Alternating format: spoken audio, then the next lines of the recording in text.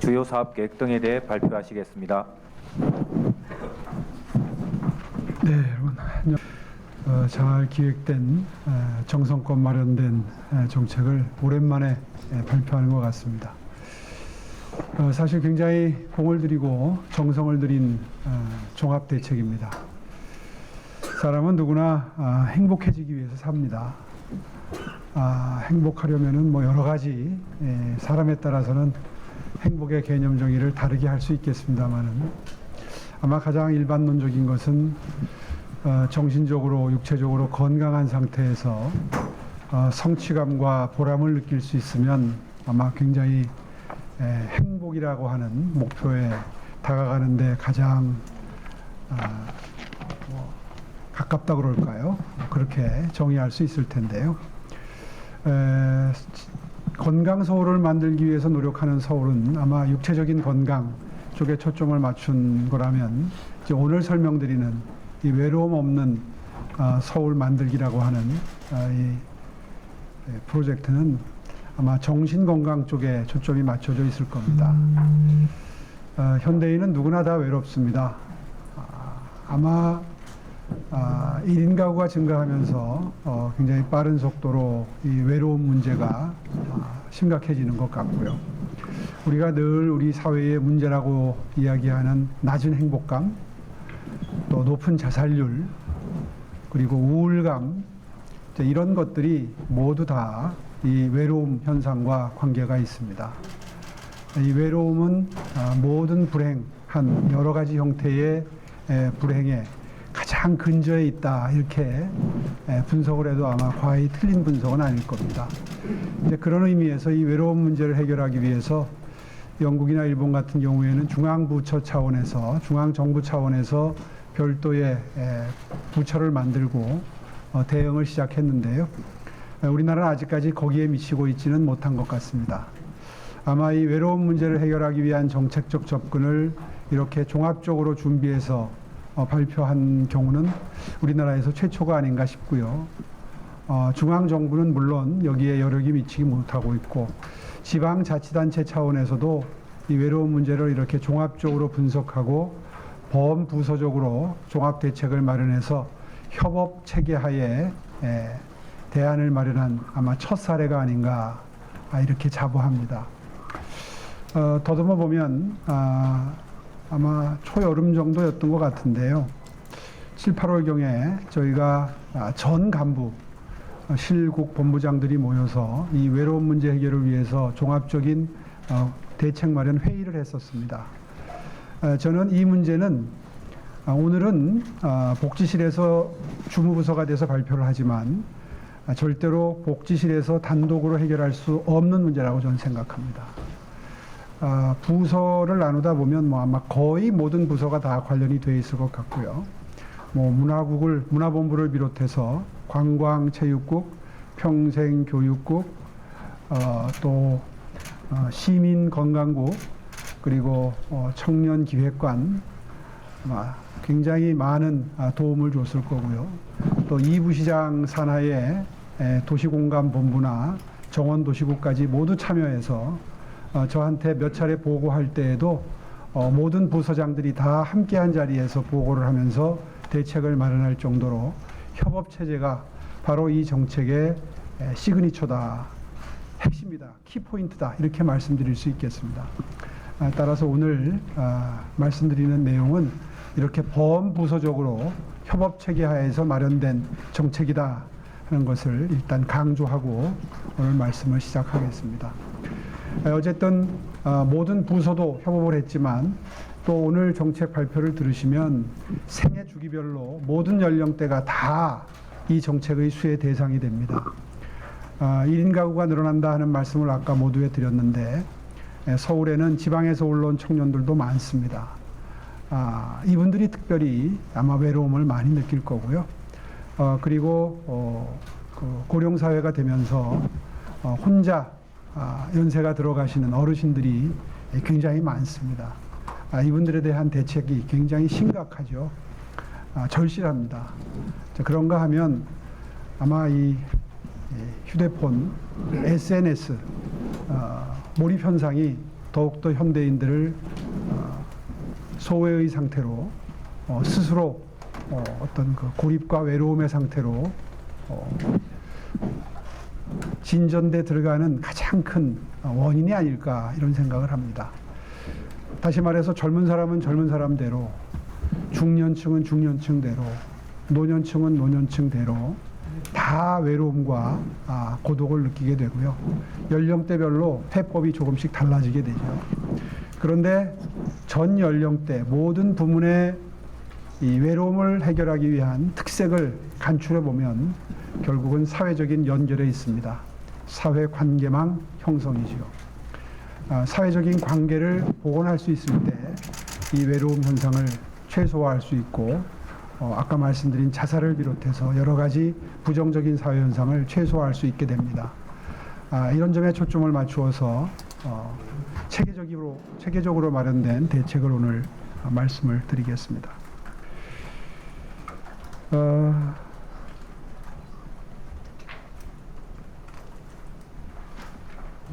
예, 서울 시민 여러분, 아마 처음에는 이 프로젝트 이름을 서울 안녕 서울 프로젝트로 정했었습니다. 그런데 처음 시작하는 프로젝트인 만큼 그 본질을 담는 이름이 필요해서 기자실에도 도움 요청을 드렸는데 많은 기자분들이 좋은 이름을 제시해 주셨는데 제가 선택했던 이름은 바로 이 외로움 없는 서울입니다. 아마 처음 시작하기 때문에 그 본질을 네이밍에 담아야 된다는 어떤 그런 필요성 때문에 좋은 아이디어들이 많이 사장이 됐습니다. 정말 죄송스럽게 생각합니다.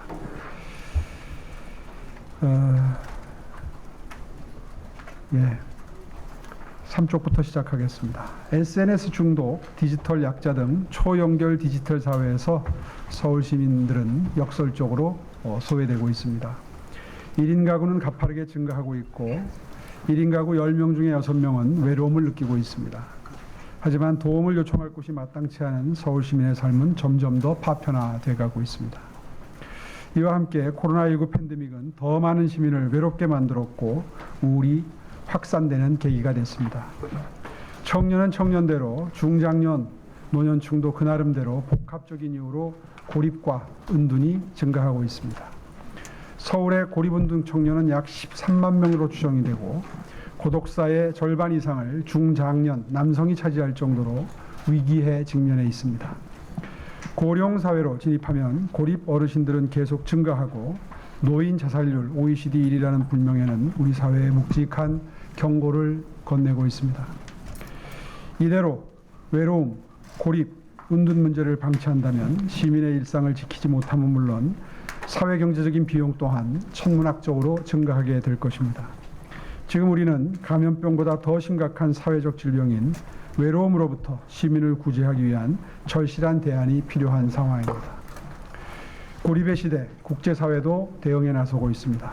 영국은 세계 최초로 2018년 외로움 차관을 임명하고 사회적 처방, 외로움 인식 캠페인 등의 정책을 추진하고 있습니다.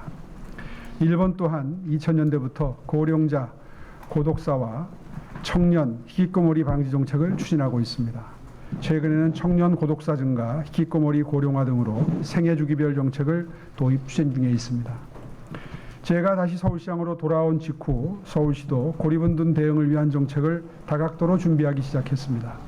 우선 고독사 예방을 위한 사회적 고립가구 지원센터를 전국 최초로 설치 운영하고 1인 가구와 고립 은둔 청년에 대한 지원 정책도 선도적으로 추진하고 있습니다. 그러나 다양한 계층과 요인에 따른 외로움과 고립 은둔이 늘어나고 있는 상황에서 더욱 적극적으로 시민들을 돕기 위해서는 정책 패러다임의 대변혁이 필요하다는 판단입니다. 그 변화의 시작으로 서울시는 돌봄 고독 정책관을 신설했습니다. 외로움 예방부터 재고립, 재은둔 방지까지 체계적이고 입체적인 지원 정책을 마련하고자 노력하고 있습니다. 또한 전 실본부국의 유기적인 협력을 통해서 생애 주기별, 분야별 서울시민의 행복을 챙기는 외로움, 고립, 은둔 정책을 촘촘하게 펼쳐나가고자 합니다. 변화의 방향은 바로 외로움을 느끼는 시민이 함께하고 주변과 단절된 고립 운둔 시민은 연결하고 도시 구조 변화와 인식 개선을 통해서 소통한다는 세 가지 키워드로 대책을 마련했습니다. 서울 시민의 외로움과 고립 운둔을 막는 외로움 없는 서울, 지금부터 시작하겠습니다. 이번 프로젝트는 3대 전략 7가지 핵심 과제로 구성됩니다. 전략 1, 함께 있다, 함께 활력 넘치는 서울입니다. 첫째, 외로움을 느끼는 서울 시민 누구나 언제든지 전화나 톡으로 도움을 요청하고 대화를 나눌 수 있는 똑똑24 플랫폼이 탄생합니다. 24시간 전화 상담이 가능한 외로움 안녕 120은 도움이 필요할 때 전화 한 통화로 위안과 도움을 얻을 수 있고 1차 기초 상담 후에 지원이 필요하다면 심리 상담 등 다양한 분야의 협업기관으로 서비스를 연계하게 됩니다. 아울러 사회적 고립가구 지원센터는 외로움 상담은 물론 고립운둔 시민을 원스톱으로 지원하는 고립예방센터로 확대 개편될 예정입니다. 누구나 편하게 들러서 소통하는 공간 똑똑24 오프라인 플랫폼인 서울 마음 편의점은 내년 4군데를 시작으로 해서 점차 확대해 나갈 계획입니다. 둘째로 모든 시민의 몸과 마음의 건강을 돌보겠습니다. 전 시민 마음투자 사업, 건강동행밥상, 건강장수센터 사업을 추진합니다. 먼저 전 시민 마음투자 사업입니다. 기존에 정신건강위원군 중심으로 운영되던 서비스를 모든 시민이 이용할 수 있도록 대상을 확대해서 마음에 병이 들기 전에 일상의 마음 건강을 미리미리 살피겠습니다. 건강관리에 소홀하기 쉬운 중장년 1인 가구를 위한 건강동행밥상도 운영합니다. 균형 잡힌 식사와 밥상 모임을 통해서 몸과 마음의 영양을 동시에 채울 수 있도록 지원하겠습니다. 70세 이상 어르신들의 촘촘한 건강관리를 위한 건강장수센터도 2030년까지 자치구별로 서너 개씩 총 100개소를 설치하게 됩니다. 건강모임, 방문 건강관리 서비스 등 약 30만 명의 어르신이 도움을 받을 수 있을 것으로 기대하고 있습니다. 셋째, 서울 시민의 일상 속 활력을 지켜드리겠습니다. 이를 위해서 문화, 여가, 축제 등 다양한 서울시 사업과 연계한 365일 365 서울 챌린지를 시작합니다. 참여할수록 인센티브가 쌓이는 방식으로 챌린지 성공 경험을 쌓아서 성취감은 올리고 고립감은 해소하는 것이 목적입니다. 어르신을 위한 자연 힐링 나들이, 중장년 일상 탈출 스포츠 등 생애주기열 생활체육 프로그램과 연계하고 서울 야외도서관, 국제정원 박람회, 서울생활예술 페스티벌 등 서울에서 열리는 다양한 축제, 행사와도 함께 하게 됩니다. 또 여가문화 관련 민간기업 플랫폼과도 협업해서 흥미로운 챌린지를 기획해서 진행하도록 하겠습니다. 파워 활동가에게는 서울의 달 탑승권, 서울식물원 이용권 등 매력적인 인센티브를 제공해서 재미를 더하는 한편 참여율을 높여나가도록 하겠습니다. 전략 2, 연결 잇기, 촘촘한 연결, 든든한 서울 부분입니다. 고립운둔 가구 발굴부터 맞춤형 처방까지 단계별로 촘촘하게 살펴서 사각지대 없는 지원을 펼쳐나가겠습니다. 먼저 고립운둔 가구 발굴입니다. 전기, 가스 사용 등 위기 정보를 활용한 상시 발굴 체계를 강화하고 편의점 등 생활 밀착 업종과 협력해서 고립가구 신청, 신고 접점을 확대하도록 하겠습니다. 다음 단계는 고립운둔 특선 진단입니다. 고립가구인지 은둔가구인지 정확한 유형 진단을 통해서 맞춤형 처방을 제시하게 됩니다. 다음으로 맞춤형 처방인 서울 연결 처방입니다. 일상회복에서 재고립, 재운둔 예방까지 폭넓게 지원하도록 하겠습니다. 첫째, 정원 처방입니다. 고립, 운둔 청년, 난임 부부를 위한 치유 숲길 등 불안과 고립감을 낮추는 맞춤형 정원 프로그램을 제공합니다. 두 번째, 15분 외출 처방입니다. 가장 개입이 어려운 은둔 거부 가구가 집 밖으로 나올 수 있도록 저항감은 최소화하고 활동 참여 인센티브, 느슨한 일 체험 등을 지원하게 됩니다. 세 번째, 자리 처방입니다. 고립 운둔 회복 후 재고립, 재운둔하는 사례는 58.8%로 2명 중 1명 이상이 다시금 고립 상태로 돌아가게 됩니다. 어렵게 고립 운둔에서 벗어난 시민들이 일상을 유지하며 스스로 자립할 수 있도록 민관 협력을 통해서 돕겠습니다. 네 번째, 생애 주기별 처방입니다. 고립 운둔의 문제가 전 생애로 확대됨에 따라서 생애 주기별 맞춤형 지원이 필요합니다. 고립 운둔 청년 지원을 위한 전담기관 청년기지개 센터를 운영하고 중장년에게 필요한 다양한 정보를 통합 제공하는 정보몽땅 채널을 개설하겠습니다. 그리고 실버카 시범 도입, 스마트 기술 활용 돌봄 등 취약 어르신 돌봄을 위한 지원도 확대할 예정입니다. 전략 3. 소통 있기 모두에게 열린 공간 서울입니다. 사람과 사람, 사람과 자연, 사람과 활동을 연결할 수 있도록 하드웨어를 하트웨어로 바꾸어서 모두에게 열린 공간 서울을 만들겠습니다. 일상의 교류, 다양한 활동은 물론 정서적 치유까지 시민 삶에 활력을 불어넣겠습니다. 도시개발이나 정비 시 녹지를 확충하고 공간 연결 기능을 강화해서 더 많은 시민이 더 다채롭게 연결된 공간을 누리실 수 있도록 하겠습니다. 아울러 공공기업, 폐교, 빈집 등을 적극 활용해서 전 세대가 소통할 수 있는 복합 공간으로 조성하겠습니다. 마지막으로 외로움, 고립, 운둔 대응을 위해서 시민과 공감하고 세계와 연대하겠습니다. 이를 위해 시민 참여 캠페인을 전개하고 국제적 협력 기반을 넓혀 나가겠습니다. 국제 포럼 개최, 해외 주요 도시 MOU 체결 등을 통해 21세기 사회적 질병인 외로움을 극복하는 데 서울시의 정책이 글로벌 스탠다드가 되어 국제사회를 선도해 나가도록 하겠습니다. 서울시정의 궁극적인 목표는 시민 한 분 한 분의 행복입니다. 외로움 없는 서울이 그 초석이 되도록 하겠습니다. 이를 위해서 5년간 총 4,513억 원이 투입됩니다. 주요 사업 추진 일정입니다. 올해는 세부계획 발표와 조례 개정을 하고 내년부터 실태조사 등을 통한 추진기반 마련 후에 본격적인 시행을 하게 됩니다. 외로움 없는 서울을 통해서 서울 시민 모두가 행복한 서울을 반드시 만들 수 있도록 최대한 노력하겠습니다. 감사합니다. 위원회에서 2가지 질문을 받으시고 이후 추가적인 질문은 복지실장과 관련 실국장께서 답변. 네, 시장님 제 설명 잘 들었습니다.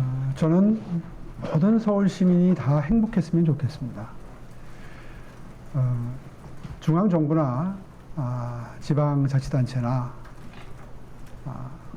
국민 한 분 한 분, 시민 한 분 한 분의 행복을 위해서 모든 정책을 펼친다고 생각합니다. 그런데 행복도 조사를 할 때마다 대한민국은 늘 상당히 하위권입니다. 아마 그 불행의 행복감을 느끼시지 못하는 이유에 상당 부분이 아마 지나친 경쟁이나 그 경쟁에서 오는 어떤 스트레스 뭐 이런 이야기들을 많이 하게 되는데 저는 기본적으로는 바로 이 외로움 문제가 그 행복감 저하에 가장 근저에 있다고 확신합니다. 모든 인간은 건강하게, 정신적으로, 육체적으로 건강하게 장수하면서 가족과 이웃과 지인과 늘 마음을 열고 소통하면서 함께 관계를 형성하는 과정에서 행복감을 느끼고 거기에 좀 더 욕심을 부린다면 성취감과 어떤 보람을 느낄 수 있을 때 그 행복감은 극대화될 수 있다고 생각합니다. 이제 그런 의미에서 전 세계 행복 지수를 측정하는 각종 뭐 기관이나 뭐 기구가 있는데요. 행복감을 무엇으로 측정하느냐 여러 가지 그 조건이나 여건이 있는데요. 나를 꼭 나만이 아닌 뭐 이웃이나 다른 사람을 위해서 시간을 얼마나 쓰고 있습니까? 뭐 이렇게 질문한다든가, 혹은 새로운 배움을 위해서 일주일에 몇 시간이나 투자를 하십니까? 라든가, 혹은 다른 사람들과 함께 하는 시간을 가족과 함께 혹은 지인과 함께 하는 시간을 일주일에 몇 시간이나 가지십니까? 라든가 이런 류의 질문을 해서 행복도를 측정하게 되죠. 그냥 당신은 얼마나 행복합니까? 라는 이런 질문은 주관적인 행복도를 측정하는 방법이기 때문에 상당히 객관적인 시각에서는 정확치 않을 수 있습니다. 이렇게 그 전 세계적으로 객관적인 행복도를 측정하기 위해서 하는 질문 속에 어떻게 주변과 사회적 관계를 잘 잘 형성하고 유지 관리해 나가는가? 이것이 아마 가장 중요한 척도가 될 거고요. 무병장수를 누리신 분들께 여쭈어 보아도 핵심적으로 한 번도 빠지지 않고 등장하는 것이 이웃과의 건강한, 건전한 관계 형성 유지입니다. 이것이 가능할 때 정신적으로, 육체적으로 건강할 수 있는 거죠. 이제 그런 의미에서 제가 시장에 다시 취임을 해서 일을 하기 시작한 3년 전부터 1인 가구 대책을 내기 시작함과 함께 이 외로움 문제를 해결하기 위해서 부단히 노력해 왔습니다. 몇 가지 정책적인 시도를 하면서 뼈저리게 느낀 것은 아까 말씀드렸던 것처럼 모든 부서가 함께 협업 체계를 구축하고 종합적이고 입체적으로 정책적 접근을 하지 않으면 이 정책 목표를 달성하는 것이 불가능하다는 것입니다. 그래서 모든 실무부가 함께 모여서 회의도 해보고 또 저한테 대책 마련 보고를 하는 이른바 정책 보고 회의에서도 늘 모든 부서가 함께하도록 해서 정말 그 입체적인 계획이 마련되도록 노력했고요. 그러나 또 협업에는 항상 주관 부서가 반드시 필요합니다. 주도적으로 모든 정책을 챙기고 이끌어 나갈 부서가 아주 필수적이라는 그런 그 중요성 때문에 일단 복지실에서 이걸 전담하도록 했습니다. 앞으로 이 프로젝트가 아마 상당한 시행착오를 겪을 겁니다. 그 시행착오를 겪는 과정에서 아마 굉장히 튼실해질 거고요. 우리가 늘 높은 자살률이나 우울감에 대한 대책이 뭐냐, 이제 이런 자문자답을 하게 되는데 아마 오늘 발표한 이 정책이 그 물음에 대한 가장 실효적인 답변이 되지 않을까, 이렇게 생각합니다. 이런 저의 어떤 우리 사회를 진단하는 시각이 이 정책을 마련하는데 아마 가장 결정적으로 이유가 되지 않았나, 저는 그렇게 스스로 자평을 해봅니다. 사업이라고 할 만한 걸 꼽아주신다면 뭐 어떤 게 있으실지 듣고 싶습니다. 주요 사업 한두 개를 꼽는 것은 사실은 오해를 불러일으킬 수 있습니다. 그래서 사실 좀 망설여지기는 하는데요. 또 오늘 발표하면서 느끼셨겠지만 이미 시작한 사업들도 있거든요. 뭐 청년 기지개 센터라든가 몇몇 사업들은 이미 부분적으로 시작을 한 사업들입니다. 그래서 이 자리에서 시그니처 사업이 뭐냐, 여기에 대해서 답변을 드리는 것은 조금은 좀 지혜롭지 못할 수도 있으나 그래도 기사에 쓰시기 위해서는 필요할 것 같아서 제가 생각하는 이 사업의 키포인트는 아까 말씀드린 대로 범부서적인 협업 체계입니다. 일단 그걸 강조해서 말씀드리고 싶고요. 꼭 개별 사업 중에 새로 시작하는 것 중에 기대가 가는 것을 찝어달라고 말씀을 하시면 똑똑24라든가 365 서울 챌린지, 이게 이제 손목 닥터 9988에서 힌트를 얻은 건데요.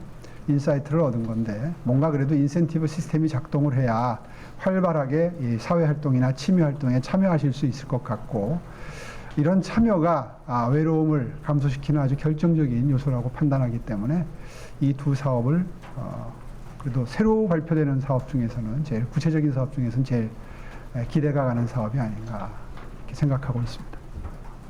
저는 이석하시고 다음 질문부터는 복지실장과 관련 실국장께서 답변하시겠습니다. 고맙습니다.